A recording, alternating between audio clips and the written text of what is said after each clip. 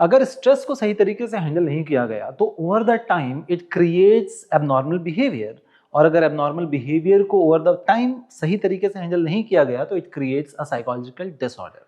Chapter number 4, psychological disorder. हमें ये पता है कि in most of the cases हम नॉर्मल बिहेवियर उन चीज़ों को मानते हैं जिससे किसी को प्रॉब्लम नहीं हो रही है, खासकर जब हम सोसाइटी में रहते हैं। But then there are certain social norms. जब हम सोसाइटी में रहते हैं तो कुछ नियम कानून होते हैं सोसाइटी के, जिसके वजह से सब जो है वो खुश रह सकें और हैप्पीली अपना लाइफ जी सकें। सोसाइटी में हम रहते क्यों हैं? Because of an number of reason. Safety and security is one of the prime reason in that. तो अगर कोई व्यक्ति डेविएट होता है इन सोशल नॉर्म्स से और उसका जो बिहेवियर है वो लोगों के लिए और उसके खुद के लिए तकलीफ बन रहा है, तो हम उसे बोलते हैं एब नॉर्मल बिहेवियर। ना नॉर्मल बिहेवियर और एबनॉर्मल बिहेवियर में एक और चीज आती है विच इज मेल एडेप्टिव। जैसे हमने मेल न्यूट्रिशन पढ़ा है, न्यूट्रिशन की कमी इज मेल न्यूट्रिशन, वैसे ही अडेप्टेशन की कमी इज मेल एडेप्टिव। अडेप्ट करना from the environment, from the situation is how human beings are. But if there is a problem with this, so maladaptive behavior होता है, and adaptive behavior can create a abnormality or abnormal behavior. अगर आपको practice करनी है तो आप हमारा WhatsApp group join कर सकते हैं, जिसमें हर रोज मैं कुछ सबमिटिव क्वेश्चंस डालता हूं जिसकी आप प्रैक्टिस कर सकते हैं। ये एबनॉर्मल बिहेवियर बहुत सारी चीजें क्रिएट करती हैं। तो हमारी एक्सपेक्टेशंस होती हैं। एक्सपेक्टेशंस रियलिस्टिक हो सकती है, अनरियलिस्टिक हो सकती है। रियलिस्टिक अगर है तो ठीक है, बट अगर अनरियलिस्टिक एक्सपेक्टेशंस हैं खुद से, सोसाइटी से, लोगों से, दूसरों से, किसी सिचुएशन से, गवर्नमेंट से, so over the time it can create abnormality in the certain set of behaviour. But क्या हर इमोशन को या हर बिहेवियर को हम एबनॉर्मल बोल सकते हैं? किन कंडीशंस में हम उस बिहेवियर को एबनॉर्मल बोलेंगे? किन चीजों में हम, किन सिम्टम्स में हम उसको बोलेंगे कि now this is the problem? It all comes down to this particular 4Ds, the common features of abnormal behavior. ध्यान रखिए, हर इमोशन, हर बिहेवियर तब तक अच्छा है, तब तक नेचुरल है, नॉर्मल है, जब तक वो इन 4Ds में नहीं आ रहा है। डेवियंस, डेवियंस मतलब बहुत ज्यादा, एक्सट्रीम। तो अगर गुस्सा बहुत ज्यादा आ रहा है या इस तरीके की चीजें हो रही हैं, बिहेवियर कोई एक्सट्रीम बिहेवियर कर रहा है, तोड़ फोड़ कर रहा है, मतलब डेविएंट है, and then it's an abnormal behavior. If it's distressing, कि मुझे बिल्कुल अच्छा नहीं लग रहा, मजा नहीं आ रहा है, या बहुत परेशानी हो रही है इस चीज से मुझे या किसी और को इसकी वजह से, so it's distressing, and distressing is also abnormal behaviour. If it is creating me dysfunctional, अगर मैं इसकी वजह से हर वो काम करने से रुक रहा हूं या नहीं कर पा रहा हूं जो मैं पहले करता था, मुझे बहुत पसंद भी आता था पहले, पर अब मैं बहुत डिसफंक्शनल करते जा रहा है मुझे ये इमोशन या behaviour, so that it is again abnormal. And then comes dangerous. If it is dangerous, if it is creating danger for myself or for the others, the kind of behavior, then we'll say that this particular behavior is under abnormal behavior.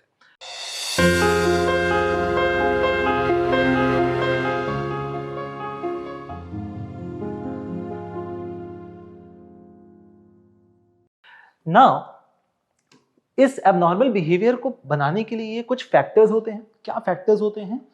5 factors हम समझेंगे। Biological factors, genetic factors, psychological, socio cultural and diathesis stress model. Biological factors क्या होते हैं? शरीर में होने वाले changes की वजह से, चाहे वो हार्मोनल चेंजेस हो, उसकी वजह से जब हमारा बिहेवियर उन 4Ds के अंदर आ सकता है या आता है, तो उसे बायोलॉजिकल फैक्टर्स कहते हैं। हार्मोनल चेंजेस हो रहे हैं तो व्यक्ति का जो मूड है वो चेंज हो जा रहा है, इरिटेशंस हो रही हैं और उसकी वजह से एबनॉर्मल बिहेवियर हो सकता है। जेनेटिक फैक्टर्स, अगर पेरेंटल इश्यूज रहे हैं तो वहां से जेनेटिकली वो ट्रांसफर हो रहा है। बहुत सारी चीजें जेनेटिकली ट्रांसफर होती हैं, स्किज़ोफ्रेनिया फॉर एग्जांपल ट्रांसफर होता है एबनॉर्मलिटी के साथ। साइकोलॉजिकल फैक्टर्स के अंदर में हम 4 सबसेट्स देखते हैं। साइकोडायनेमिक मॉडल जो कि सिगमंड फ्रॉइड देते हैं। सिगमंड फ्रॉइड क्या कह रहे हैं? इद ईगो और सुपर ईगो के बीच में क्लैशेस हो रहे हैं और ये क्लैशेस जो है वो एबनॉर्मल बिहेवियर क्रिएट कर रहा है।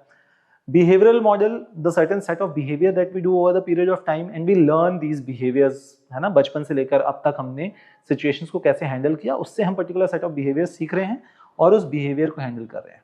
Then cognitive model. Cognitive model is मेरी समझ कैसी है, मैं क्या सोचता हूँ किसी चीज के बारे में, लोगों के बारे में, पॉलिटिक्स के बारे में, सिचुएशंस के बारे में, चैलेंजेस के बारे में, and all these are my cognitive model that can also contribute to the abnormality behavior. Then humanistic existential model, मुझे जीवन में समझ नहीं आ रहा है कि मुझे करना क्या है, क्यों करना है, कैसे होगा, जो कि क्लास 12 के बाद एक बहुत बड़ा कंसर्न होता है, तो then it comes to the humanistic existential model. So this are the factors underlying abnormal behavior. Moving forward to the history of it, कहां से आया, कैसे समझा, क्या ये जब से इन चीजों को हो रहा है लोगों के साथ, क्योंकि जब से इंसान है तब से ये सारे चीजें उनके साथ घट रही हैं, घटनाएं, बट क्या हमेशा से इसे डिसऑर्डर ही माना गया या कुछ और भी माना गया? डिसऑर्डर हमेशा से नहीं माना गया. ओवर द पीरियड अगर हम देखें तो जब बहुत सालों पहले इसे, जब कोई व्यक्ति किसी तरीके का एबनॉर्मल बिहेवियर कर रहा होता था, फॉर एग्जांपल स्किज़ोफ्रेनिया है, हेलुसिनेट कर रहा है और किसी से बात कर रहा है या डिल्यूजन्स हो रहे हैं उसको, तो सोसाइटी आज जब भी उसे कुछ समझ में नहीं आता है सोसाइटी को, तो उसे दो ही पार्ट में सोसाइटी डिवाइड कर देती है. आज तक होता है ये, या तो भगवान या तो शैतान, राइट? तो या तो शैतान आ गया है या तो भगवान है. तो इस तरीके से जब इस तरीके की लोग हरकतें कर रहे थे, है ना, एबनॉर्मल बिहेवियर कर रहे थे, तो उसे सुपरनैचुरल और मैजिकल फोर्सेस का नाम दिया गया कि यार ये इसी की वजह से करता है. तो भूत प्रेत शैतान डेविल एक्सॉर्सिज्म उसके ऊपर अप्लाई किया गया बहुत. And then comes the biological और ऑर्गेनिक अप्रोच. तो फिर धीरे धीरे ये समझा गया कि नहीं यार, ये जो एबनॉर्मल बिहेवियर है, ये बायोलॉजिकल चेंजेस की वजह से बॉडी और ब्रेन के बीच की फंक्शनिंग जो है वो सही नहीं हो रही है, द नर्वस सिस्टम की प्रॉब्लम हो सकती है. तो इस तरीके की अप्रोचेस को बोला गया बायोलॉजिकल और ऑर्गेनिक अप्रोच. तो हमारे जो ऑर्गन्स होते हैं उसके अपने फ्लूइड्स होते हैं, जो फ्लूइड रिलीज करता है, आयुर्वेदा के अंदर वात पित्त कफ बोला गया है, मेलनकॉलिक कॉलरिक, ये सारी चीजें बोली गई हैं अलग अलग कल्चर्स के अंदर में. सो दैट इज बायोलॉजिकल और ऑर्गेनिक अप्रोच. इसमें चेंजेस होने की वजह से व्यक्ति के जो बिहेवियर्स हैं वो एबनॉर्मल होते हैं. फिर साइकोलॉजिकल अप्रोच पर बात की गई कि व्यक्ति कैसा सोचता है, देखता कैसा है, समझता कैसे है और दुनिया को परसीव कैसे करता है. That approach can be considered for the abnormality. And then organismic approach. तो यहाँ पर गेलन आते हैं और गेलन बोलते हैं कि व्यक्ति के इमोशंस में और रीजन में कॉन्फ्लिक्ट होता है. वो क्या सोचता है, क्या समझ पाता है, कैसे समझ पाता है, और वो क्या इमोशंस क्रिएट कर रहा है, इसमें कई बार कंफ्यूजन होता है. कई बार होता है ना हमारे साथ कि यार समझ में नहीं आ रहा जीवन में करना क्या है, या ये कैसे होगा, और ये हो रहा है तो क्यों हो रहा है. तो इस तरीके के इमोशंस के साथ, और ये जो इमोशन मुझे आ रहा है इसका रीजन क्या है, ये जो कॉन्फ्लिक्ट होता है उसकी वजह से व्यक्ति एबनॉर्मल बिहेवियर करता है, ऐसा गैलन का मानना था. जिसके अंदर अगेन इन्होंने वही बात करी कि इंसान का जो शरीर है वो air earth air water fire से बना हुआ है, या इन्होंने बोला कि blood black bile yellow bile flame से बना हुआ है. आयुर्वेदा के अंदर इसी को वात पित्त कफ बोला गया. तो these are the some of the organismic approach जो इसके बाद समझा गया. कुछ साल निकल जाते हैं और उसके बाद मिडिल एजेस आता है, जहां पर यूरोप के अंदर में और इस तरीके के जो एरियाज हुआ करते थे सिविलाइजेशन के अंदर, यहाँ पर इसको मिडिल एजेस के अंदर में डिमोनोलॉजी माना गया. यहाँ पर शैतान को वापस आता है, जो सुपरनैचुरल मैजिकल फोर्सेस के साथ साथ में मिडिल एजेस में कई हजार साल गुजरने के बाद भी ये रह जाता है और डिमोनोलॉजी में मिडिल एजेस में बोलता है. सेंट ऑगस्टीन नाम का व्यक्ति आता है जो इस पर बहुत काम करता है और लोगों को बताता है कि नहीं यार ये डिमोनोलॉजी नहीं है, these are mental language that is happening. And then Johann Weyer आते हैं रेनेसेंस पीरियड में. एग्जाम में ये क्वेश्चन आता है. तो जोहान वेयर आते हैं और ये बोलते हैं कि इंसान की साइकोलॉजिकल कॉन्फ्लिक्ट, खुद से ही दिल और दिमाग के बीच की जो कॉन्फ्लिक्ट चल रही है, या उसके इंटरपर्सनल रिलेशनशिप्स में डिस्टर्बेंसेस चल रहे हैं, उसकी वजह से एबनॉर्मल बिहेवियर करता है. आज भी करते हैं हम, ये बहुत कॉमन है. देन कम्स 17th और 18th पीरियड के आसपास में यहाँ से बाहर निकलते हैं और age of reason and enlightenment में आते हैं. ये वो समय होता है जहाँ पर इसको और डिटेल में समझा जाता है, इसके रीजंस दिए जाते हैं एबनॉर्मल बिहेवियर के, और साइंटिफिक एटीट्यूड किया जाता है साइकोलॉजिकल डिसऑर्डर्स के थ्रू. तो ये वही वाला समय है 1869 के आसपास. अगर आपको याद हो तो विल्हेम वुंड ने साइकोलॉजी की सबसे पहली लाइब्रेरी बनाई थी. ये वही समय है जहाँ साइकोलॉजी को साइंटिफिक तरीके से समझने की कोशिश की जा रही थी. उसके पहले it was all philosophy and physiology, right. But 17th-18th century के आसपास में साइकोलॉजिकल साइंटिफिक लैब्स बनने स्टार्ट हुए और जो विल्हेम वुंड ने यहाँ पर काम किया था. फिर जब ये खत्म होता है तो फिर आज जो हम समझ पाते हैं इंटरैक्शनल अप्रोच, विच इज कि कोई भी एबनॉर्मल बिहेवियर जो है वो बायो साइको सोशल अप्रोच की वजह से होता है. कि बायोलॉजिकल चेंजेस भी हो सकते हैं, हार्मोनल इम्बैलेंसेस की वजह से हो सकता है, साइको मतलब इंटरनल कॉन्फ्लिक्ट्स की वजह से हो सकता है, या सोसाइटल अप्रोचेस की वजह से, सोशल अप्रोचेस की वजह से भी व्यक्ति का एबनॉर्मल बिहेवियर होता है. तो these are the historical background of understanding the psychological disorder. यहाँ तक अगर आपको समझ में आ रहा है, मज़ा आ रहा है, तो मुझे कमेंट्स में ज़रूर बताइएगा. और ये पीडीएफ डाउनलोड करने के लिए नीचे डिस्क्रिप्शन पे लिंक दिया हुआ है, डाउनलोड करके कलर प्रिंट आउट कराइए ताकि एग्जाम हॉल के बाहर आप फटाफट से रिवीजन कर पाएँ। आगे बढ़ते हैं इस चैप्टर में और कुछ साइकोलॉजिकल मेजर डिसऑर्डर्स को समझने की कोशिश करते हैं। तो आपके सिलेबस के अंदर में there are 12 different disorders which have been defined. Anxiety disorder को सबसे पहले समझते हैं। नाउ एंजाइटी और डिप्रेशन को समझने के लिए ना एक सिंपल सी चीज समझना बहुत जरूरी है कि ये है क्या। नाउ हमारा जो दिमाग है इसमें दो ही चीज है, इलेक्ट्रिकल इम्पल्स एंड केमिकल्स। ठीक, अब अगर इलेक्ट्रिकल इम्पल्स जो है वो अगर बहुत तेजी से भाग रहा है तो ये एंजाइटी है। भविष्य में अगर रह रहा है, फ्यूचरिस्टिक अगर है, भविष्य में रह रहा है सोच कि यार क्या होगा, कैसे होगा, एग्जाम में पास होंगे नहीं होंगे, फेल हो जाएंगे, करियर कैसा रहेगा, तो जब हम फ्यूचरिस्टिक के बारे में ज्यादा दिमाग सोच रहा होता है तो ये क्रिएट करता है एक इमोशन, जिस इमोशन का नाम है anxiety. On the other hand जब हमारे ये जो फ्लो हो रहा है दिमाग में, जो इलेक्ट्रिकल इम्पल्सेस जो हैं वो स्लो हो जाते हैं, तो वो क्रिएट करता है एक मूड जिसको बोलते हैं depression. Now understand this that sadness and depression are two different emotions. Sadness is a proper emotion, right, natural emotion. Depression is a state where mind में जो इलेक्ट्रिकल इम्पल्सेस हैं उसकी स्पीड जो है वो बहुत स्लो हो जा रही है। यहां पर क्या हो रहा था, ऐसे चल रहा था, यहाँ पर ऐसे चल रहा है। तो ये जो फ्लो है, फ्रीक्वेंसी है, इसकी वजह से। दूसरी चीज डिप्रेशन के अंदर में होता है कि ये पास्ट ओरिएंटेड होती है। पास्ट ओरिएंटेड मतलब यार काश ऐसा नहीं हुआ होता, काश मैंने उसको ऐसा नहीं बोला होता, काश मैंने ये काम नहीं किया होता, काश उस दिन मैं बाहर नहीं गया होता। तो ये जो काश वाली बात होती है ना, पास्ट से रिलेटेड, ये सारा एक इमोशन क्रिएट करती है जिसको हम डिप्रेशन बोलते हैं। एंजाइटी क्या करती है, इसकी कुछ चीजें समझते हैं, इसके सबसेट समझते हैं। जनरलाइज एंजाइटी डिसऑर्डर का मतलब वो व्यक्ति जो हमेशा एंजाइटी में रहता है, मतलब 24 घंटे व्यक्ति जो है वो एंजाइटी में रहता है और एंजाइटी उसके लिए बहुत नॉर्मल हो जाती है, राइट, उसे बोलते हैं जनरलाइज्ड एंजाइटी डिसऑर्डर। ये कॉन्स्टेंटली एंजाइटी में रहता है। फिर कुछ जीवन में ऐसी घटनाएं घटती हैं, सडन एक्सपीरियंसेस आते हैं जिसकी वजह से एकदम पैनिक होता है व्यक्ति, और उस पैनिक की वजह से एकदम एंजाइटी जो है वो रेज होती है।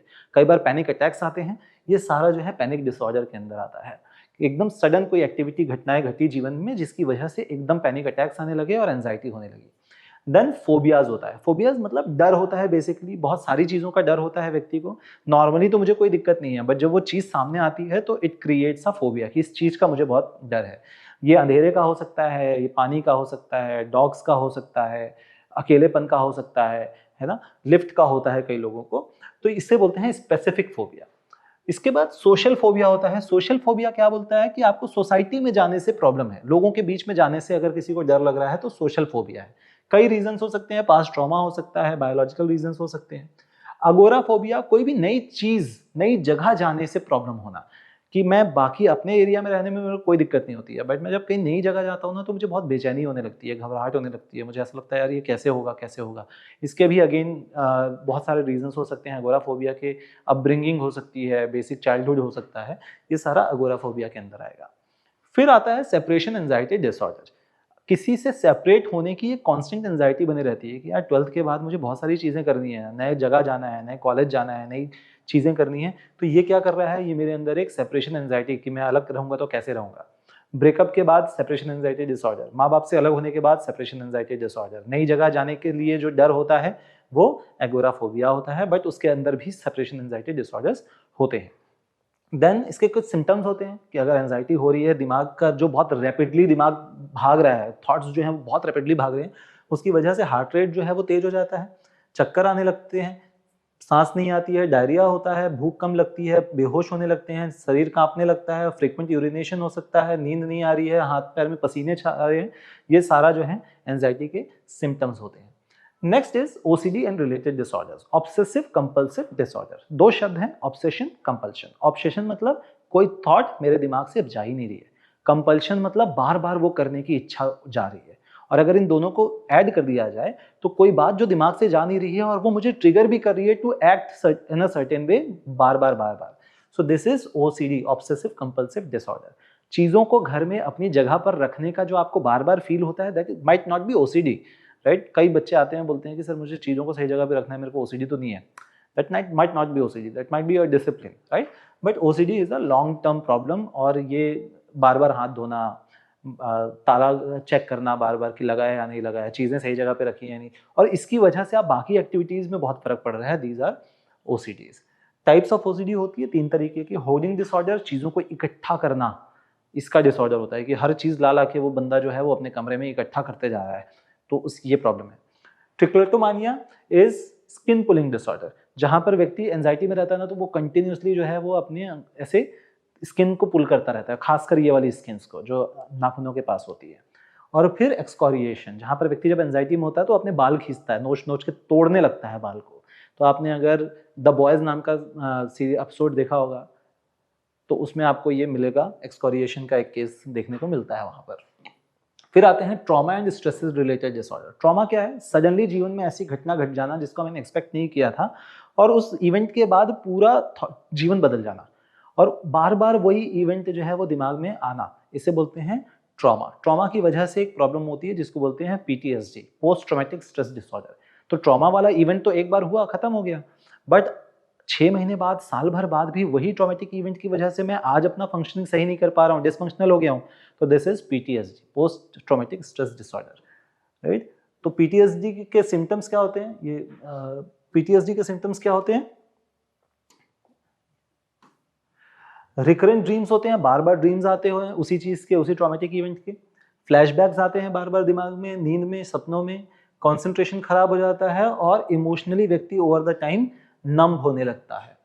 Then comes somatic symptom and related disorder. Somatic word का मतलब होता है फिजिकल, तो बीमारी नहीं है बट फिजिकल सिम्टम्स मुझे कंटिन्यूसली लग रहे हैं कि यार यही वाली बीमारी तो नहीं हो गई है। These are somatic symptom and related disorder. 3 type के होते हैं। सोमैटिक सिम्टम डिसऑर्डर का मतलब क्या होता है? जहां पर body related symptoms, problem related कि मेरे को ये बीमारी हो गई है, ये कंसिस्टेंटली सिम्टम्स बने होते हैं, भले हर टेस्ट वेस्ट करा लिया, सब में कुछ नहीं मिल रहा है ना, मेडिकल कंडीशन में कहीं कोई दिक्कत नहीं आ रही है, बट उसको लग रहा है कि यार तुमको क्या पता, मेरे को प्रॉब्लम है। तो that is might be somatic symptom disorder which is again a psychological disorder. Illness anxiety disorder में क्या है कि उस व्यक्ति को ये लगता है कि मेरे को कोई गंभीर बीमारी तो नहीं हो गई है, और हर चीज को, तो पेट में दर्द हुआ तो उसका दिमाग सीधा बोलता है ट्यूमर हो गया, हेडेक हो रहा है तो उसका दिमाग सीधा बोलता है कि ब्रेन ट्यूमर हो गया, राइट। और इस तरीके के कैंसर हो गया, इस तरीके के एक्सट्रीम डिसऑर्डर्स जो है, इलनेस जो है, उसको हमेशा बना रहता है कि मेरे को कोई बीमारी तो नहीं हो गई मेरे को, इस तरीके की एंजाइटी में वो बना रहता है। एंड कन्वर्जन डिसऑर्डर में ओवर द टाइम, क्योंकि बंदा इतना रिपीटेडली उस मोशन में, इमोशन में रहता है, तो धीरे धीरे उसके जो पार्ट ऑफ बॉडी हैं, सब बॉडी फंक्शंस जो हैं वो काम करना धीरे धीरे बंद कर देते हैं। तो एक महिला थी जिनका एक्सीडेंट हुआ और वो 8 साल अपने व्हीलचेयर से नहीं उठी बिकॉज ऑफ कन्वर्जन डिसऑर्डर। हालांकि जब उनकी काउंसलिंग हुई और रेगुलरली उस पर काम किया गया तो she used to dance after 8 years, है ना, बट वो 8 साल उठना ही नहीं पसंद करी, वो उठना ही चाह ही नहीं रही थी because of consistently somatic symptom disorder. Then comes dissociative disorder, association की कमी। दिमाग, दिल और दिमाग के बीच में, दिमाग और शरीर के बीच में एक एसोसिएशन होता है जिसकी वजह से सारी चीज़ें जो है वो नॉर्मली काम कर रही होती हैं। अगर यहाँ पर दिक्कत आ रही है तो डिसोसिएटिव डिसऑर्डर बोलते हैं। डिसोसिएटिव अमनीजिया, अमनीजिया मतलब याददाश्त खो जाना। तो extensive but selective memory loss with no organic cause, memory loss हो गई है, कुछ याददाश्त हो गई है बट इसका कोई खास रीजन नहीं दिख रहा है ना। फिर DID, डिसोसिएटिव आइडेंटिटी डिसऑर्डर, और इसको मल्टीपल पर्सनालिटी डिसऑर्डर भी बोलते हैं। तो इसमें क्या होता है कि बचपन में खासकर अगर कोई ट्रॉमेटिक घटना घटी है किसी व्यक्ति के साथ, तो वो उसको बचाने के लिए एक अल्टरनेट पर्सनालिटी क्रिएट हो जाती है दिमाग के अंदर ही। तो एक शरीर में 2 लोग रहते हैं, राइट, दो पर्सनालिटीज रहती हैं या उससे ज़्यादा भी रहती हैं, कई तो 20-20 पर्सनालिटीज रिपोर्ट हुई हैं कई जगह पर। तो often traumatic experiences of childhood की वजह से इस तरीके की प्रॉब्लम आती है। और फिर डीपर्सनलाइजेशन या डी रियलाइजेशन, तो इसमें व्यक्ति को रियलिटी और सपने के बीच का डिफरेंस जो है वो समझ में नहीं आता है। तो ही experiences the change of sense of reality and perception of self, right. तो ये डीपर्सनलाइजेशन या डी रियलाइजेशन डिसऑर्डर आता है।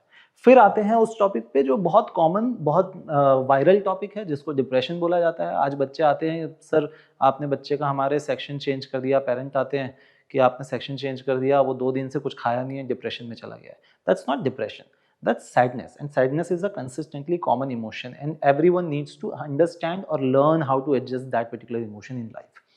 Depression is something where your mind is not working the effective way जो पहले करता था। अब उस काम को करने में मजा नहीं आता जो पहले करने में मजा आता था, है ना। और ये एक लंबे समय तक चल रहा है, ये 5-6 महीना हो गया कि ऐसे ही चल रहा है, राइट? और इसके कोई रीजंस हो सकते हैं, ऑब्वियस सी बात है, कॉग्निटिव रीजन हो सकता है, बिहेवियरल रीजन हो सकता है, सोशल रीजन हो सकते हैं। तो मेजर डिप्रेसिव डिसऑर्डर के अंदर एक डिप्रेस्ड मूड में रहता है व्यक्ति और किसी भी चीज में उसको मजा नहीं आ रहा होता है। क्या फैक्टर्स होते हैं? जेनेटिक मेकअप हो सकता है, तो अगर माँ बाप जो है वो डिप्रेशन में थे या रहते हैं तो वो जेनेटिक मेकअप की वजह से बच्चा भी हो सकता है। एज फैक्टर होता है, जैसे जैसे उम्र बढ़ती जाती है चैलेंजेस ऑफ लाइफ जो हैं वो बहुत ज़्यादा आते रहते हैं, और अगर एक समय के बाद व्यक्ति जो है वो हैंडल ना कर पाए रेजिस्टेंस स्टेज को, है ना, तो जो हमने पढ़ा था कि अगर व्यक्ति रेजिस्टेंस स्टेज हैंडल ना कर पाए, यहाँ से नीचे चले जाए, तो ये भी एक बहुत बड़ा रीज़न होता है कि यार अब मेरे से कुछ हैंडल नहीं होगा, और ये डिप्रेशन या डिप्रेस्ड इमोशन तक लेकर जाता है। और फिर जीवन में और फिर आता है जेंडर। तो फीमेल्स में जो है वो ज़्यादा देखने को मिलता है, मेल्स में डिप्रेशन जो है वो कम देखने को मिलता है। And then negative life events, जीवन में घटने वाली बहुत सारी लाइफ इवेंट्स जो है वो नेगेटिव घटती हैं। किसी कहीं फेल हो जाना, कोई चीज़ जो हम बहुत समय से कोशिश कर रहे थे एग्जाम क्लियर करने की वो क्लियर नहीं होना, किसी बहुत क्लोज वन का खो जाना, ब्रेकअप हो जाना, किसी की डेथ हो जानी, ये सारा जो है वो नेगेटिव लाइफ इवेंट्स है जिसकी वजह से व्यक्ति डिप्रेशन में जा सकता है। देन इसके सिम्टम्स क्या होते हैं? बॉडी वेट में चेंज होना, या तो दुबला हो जाना या तो बहुत मोटा हो जाना, नींद नहीं आना, थकान लगे रहना, सोच नहीं पाना ठीक तरीके से, गुस्सा आना बात बात पे, बिहेवियर जो है वो बहुत स्लो हो जाना over the time, death and suicide के थॉट्स कंसिस्टेंटली बने रहना, बहुत गिल्ट में रहना कि यार काश मैंने ये नहीं किया होता, ये मैंने क्यों कर दिया, इस तरीके की चीज़ें, और जीवन का कोई उद्देश्य नहीं है, feeling of worthlessness. So all these comes under the depressive disorders. Moving forward to another set, which is schizophrenia. Now, schizophrenia is a problem जो consistently over the period आपको परेशान करती है।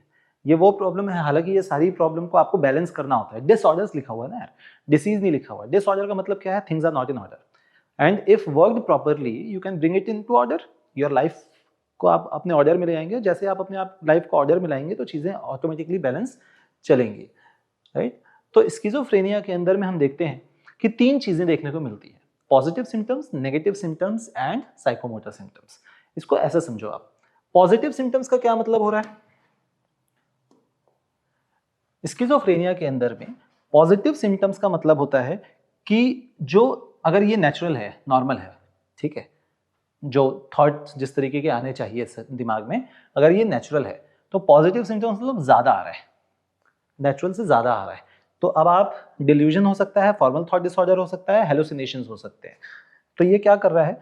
ये जितना नेचुरली आना चाहिए दिमाग में थॉट्स, उससे ज्यादा थॉट्स आ रहे हैं, और उसकी वजह से डिल्यूजन्स हो रहे हैं। डिल्यूजन्स क्या है? वहम।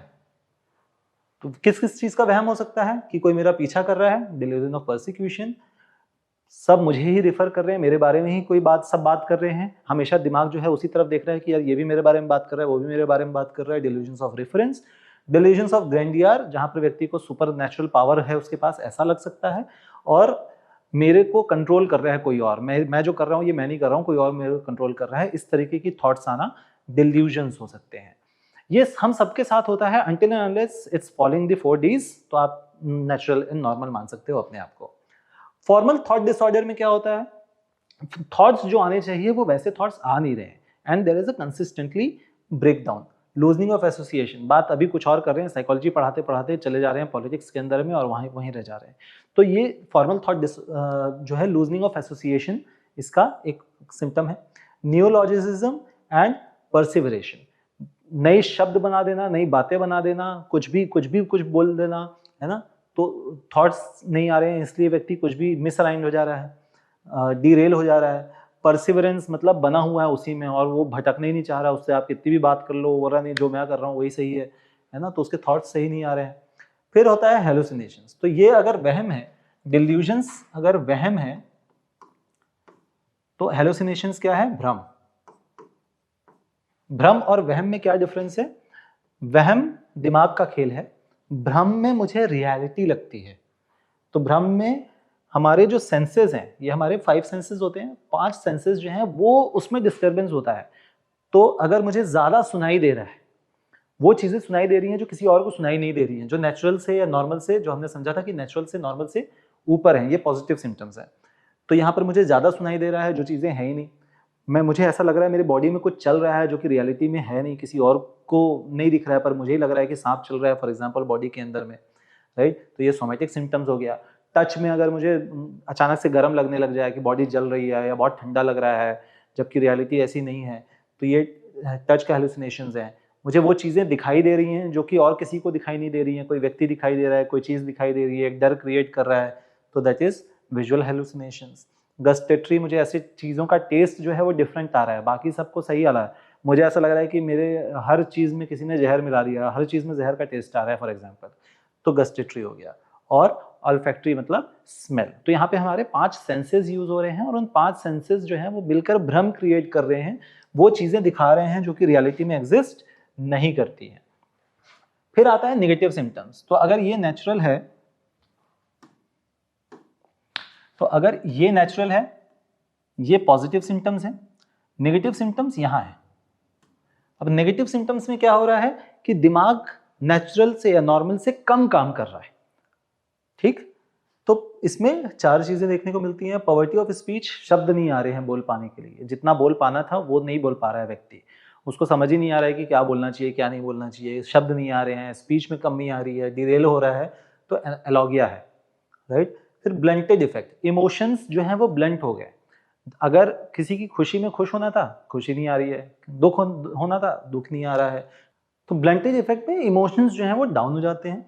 फ्लैट इफेक्ट में इमोशंस बिल्कुल ही खत्म हो जाते हैं, कि अगर किसी के दामाद एक्सपायर हो गए हैं तो वहाँ पर दुख होना चाहिए कि हाँ यार चलते हैं, और अगला अगर बोल रहा है कि अरे मैं क्या करूँगा जाकर, मेरे को कोई मतलब नहीं है, ना खुश में एकदम खुश हो रहा है व्यक्ति, ना बिल्कुल खुश भी नहीं हो रहा है और दुखी भी नहीं हो रहा है, तो ये फ्लैट इफेक्ट है, मतलब इमोशन एकदम उसके मर चुके हैं। और फिर होता है एवोल्यूशन। एवोल्यूशन मतलब जहाँ पर मोटिवेशन की कमी होती है, तो बिल्कुल मोटिवेशन में है ही नहीं आदमी, उसको मोटिवेशन ही नहीं आ रहा है, कुछ करने की इच्छा ही नहीं हो रही है, तो एवोल्यूशन है, राइट। तो ये जो है हमारे स्किज़ोफ्रेनी के सिम्टम्स में, नेगेटिव सिम्टम्स में आता है। फिर हमने समझा साइकोमोटर सिम्टम्स क्या होते हैं। तो साइकोमोटर सिम्टम्स समझने के लिए हमने सिंपल सी चीज़ है, एक अगर ये नेचुरल इमोशंस और बिहेवियर्स है, ज़्यादा अगर हो रहा है हद से ज़्यादा नेचुरल से तो पॉजिटिव सिम्टम्स है, अगर इधर आ रहा है तो नेगेटिव सिम्टम्स है। अगर नेचुरल से, ये नेचुरल है मान लेते हैं, राइट, तो अगर नेचुरल से कम हो रहा है तो नेगेटिव सिम्टम्स है। अगर शरीर जो है वो काम ही नहीं कर रहा, दिमाग और शरीर जुड़े हुए हैं, राइट, अगर इसके बीच में डिफरेंसेस आ गए और हमारे दिमाग की वजह से हम चल ही नहीं पा रहे हैं, बॉडी मूवमेंट ही नहीं हो पा रहा है, मोटर ही नहीं हो पा रहा है, तो स्टेट होता है जिसको बोलते हैं कैटाटोनिया स्टेट। कैटाटोनिया के अंदर में कैटाटोनिक स्ट्यूपर, स्ट्यूपर मतलब बॉडी जैसी खड़ी है वैसी खड़ी है, वो बैठा है तो बैठा ही है, लेटा है तो लेटा ही है ना, स्ट्यूपर हो गया है। रिजिडिटी मतलब अकड़ जाना। एंड देन पॉस्चरिंग, पॉस्चरिंग मतलब एक स्पेसिफिक पॉस्चर में पड़े रहना ऐसे, तो उसमें कोई स्पेसिफिक चीज़ नहीं होती है, बहुत अजीब अजीब से पॉस्चर में व्यक्ति ऐसा पड़ा है तो ऐसे ही पड़ा हुआ है, अनटिल अनलेस कोई और आए और उसको हिला के ले जाए, तब तक वो कैटाटोनिक पॉस्चरिंग स्टेट में हो सकता है। Then moving forward to the bipolar disorder. Bipolar disorder में 2 चीज़ें हैं। पहला तो हमने समझा डिप्रेशन क्या होता है। डिप्रेशन इज अ स्टेट जहां पर मूड जो है वो बिल्कुल काम नहीं कर रहा है, बट दूसरा स्टेट इसका ऑपोजिट हो सकता है जहां पर सब कुछ करने का मन कर रहा है, which is also known as mania. तो अगर दिमाग जो है इसके बीच में फ्लक्चुएट कर रहा है, अगर ज़्यादातर मेनिया स्टेट में रह रहा है कि सब कुछ करने का मन कर रहा है मेरा, और डिप्रेशन में कम रह रहा है ना, अगर 6 महीने में 5 महीना मेनिया में रहता है बंदा और 1 महीना डिप्रेशन में रहता है, तो बाइपोलर 1 डिसऑर्डर है। ऑपोजिट अगर है कि डिप्रेशन में ज़्यादा समय रहता है, मेनिया में कम रहता है, तो बाइपोलर 2 है। और अगर इट्स अ साइक्लोथाइमिक, अगर ये कीप ऑन कंसिस्टेंटली मूव करता रहता है तो साइक्लोथाइमिक डिसऑर्डर है, जिसमें मेनिया और डिप्रेशन के बीच में कंसिस्टेंटली 6 महीना इधर 6 महीना उधर, 3 महीना उधर 3 महीना इधर, इस तरीके का अगर इमोशन फ्लक्चुएशंस होता है तो हम इसे साइक्लोथाइमिक डिसऑर्डर बोलते हैं। जब बच्चा पैदा होता है और बड़ा हो रहा होता है तो उसके न्यूरो डेवलपमेंट होते हैं, उस न्यूरो डेवलपमेंट के बीच में अगर कोई प्रॉब्लम आ गई कि पेट के अंदर थे और कोई इशू आ गया, दवाइयों का कोई इशू है, पॉल्यूशन का कोई इशू है, चोट लगने का कोई इशू है, इस तरीके की अगर प्रॉब्लम्स होती हैं तो एक प्रॉब्लम आ सकती है जिसको बोलते हैं ADHD, attention deficit hyper activity disorder.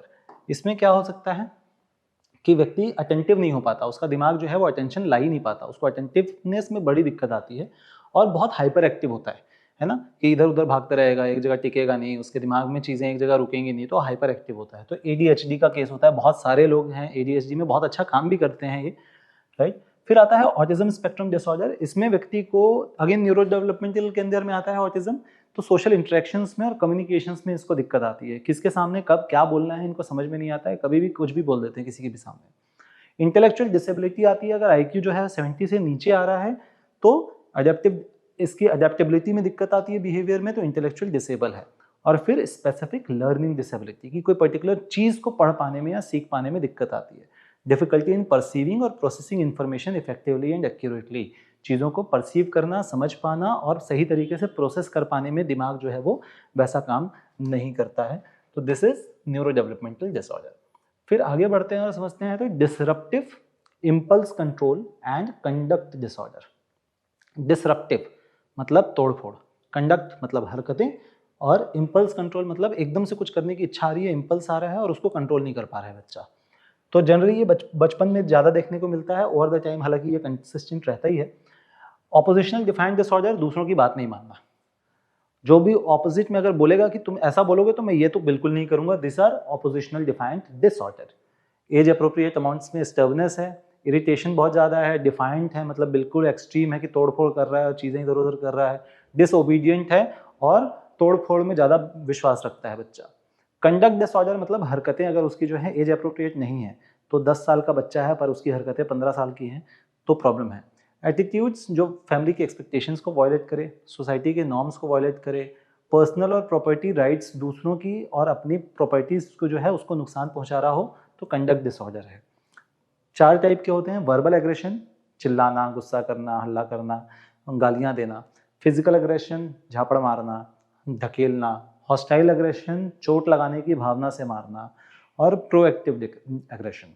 ये कुछ एग्रेशंस होते हैं इसके अंदर, कंडक्ट डिसऑर्डर्स के अंदर। फिर आते हैं फीडिंग एंड ईटिंग डिसऑर्डर्स के। फीडिंग एंड ईटिंग, फीड खाना, खाने के 3 तरीके के डिसऑर्डर्स हो सकते हैं, anorexia nervosa, bulimia nervosa, binge eating. Anorexia क्या है, खाना नहीं खा रहे हैं, छोड़ दे रहे हैं, 0 फिगर बनाने की कोशिश कर रहे हैं पर माइनस फिगर में चले जा रहे हैं। एक्सरसाइजिंग कंपल्सिवली, बहुत ज़्यादा एक्सरसाइज कर रहे हैं अपनी बॉडी के लिए, और unusual habits for not eating, कि बिल्कुल ही खाना पीना सब छोड़ रखा है ओवर द पीरियड, इसे एनोरेक्सिया नर्वसा बोलते हैं। बुलिमिया नर्वसा में क्या हो रहा है, ओवर ईटिंग कर रहा है बंदा, जबरदस्ती खाया जा रहा है, बार बार खा रहा है, ओवर ईट कर रहा है, उल्टियाँ कर रहा है, दवाइयाँ खा रहा है, फिर कुछ खा रहा है, राइट, इसको बोलते हैं बुलिमिया नर्वसा। और फिर बिंज ईटिंग होती है कि आउट ऑफ कंट्रोल ईटिंग का एक फ्रीक्वेंट एपिसोड होता है कि बहुत स्ट्रेस में चल रहा है, राइट, तो ये बिंज ईटिंग है। And then the last disorder is substance related and addictive disorders. तो सब्सटेंस रिलेटेड में जनरली हम 3 तरीके की चीज़ें यहाँ पर देखेंगे, हालांकि बहुत सारे सब्सटेंस होते हैं, अल्कोहल, हेरोइन एंड कोकेन। तो अब इसमें 2-3 तरीके के सब्सटेंसेस होते हैं, राइट। एक होता है प्लांट इंड्यूस्ड सब्सटेंस और एक होता है फैक्ट्री इंड्यूस्ड सब्सटेंस, राइट। तो जो अल्कोहल है ये प्लांट है ना, जो टबाको है वो प्लांट इंड्यूस्ड सब्सटेंस है, बट जो हेरोइन और कोकेन है ये फैक्ट्री इंड्यूस्ड सब्सटेंसेस हैं, ठीक। तो यहाँ पर अल्कोहल जो है ये हर नशा जो है वो बेसिक चीज़ें करता है, सबके आंसर्स लगभग सेम होते हैं, सारे एडिक्टिव होते हैं, सारे ओवर द टाइम बॉडी को ख़राब करते हैं, सारे जो हैं वो सोशल फंक्शनिंग में प्रॉब्लम क्रिएट करते हैं, सब में ये लगता है कि मेरे को कुछ बेहतर कर रहा है, ये नशे जो है मेरे इमोशंस को बेहतर कर रहे हैं, मेरे पब्लिक डीलिंग को आसान कर रहे हैं, इस तरीके के सिम्टम्स आ रहे होते हैं और ओवर द टाइम इसकी आदत लग जाती है। ये सारे ही चीज़ों के साथ सेम कांस्टेंट चीज़ें हैं। रेजिस्टेंस बढ़ जाता है और उस वजह से ज़्यादा कंजम्पशन की ज़रूरत पड़ने लगती है, तो पहले 1 पैग में काम हो जाता था, अब 5 पैग में की ज़रूरत पड़ रही है, ऐसा होता है ओवर द टाइम। और इसके विड्रॉल सिम्टम्स बहुत होते हैं, तो अगर आपने संजू नाम की मूवी देखी होगी तो उसमें आपको ये समझ आएगा कि विड्रॉल सिम्टम्स किस तरीके के होते हैं, छूटती नहीं है, और जब छोड़ा जाए तो it creates a low mood over the period of time, जिसकी वजह से depression, fatigue, sleep problems, irritation, anxiety, ये सारी चीज़ें इसके ऊपर होती हैं। और तीनों चारों में ही जितने सब्सटेंसेज होते हैं, इसका एक्सट्रीम केस, अति सर्वत्र वर्जित एक्सट्रीम केस में it can lead to the death of the person.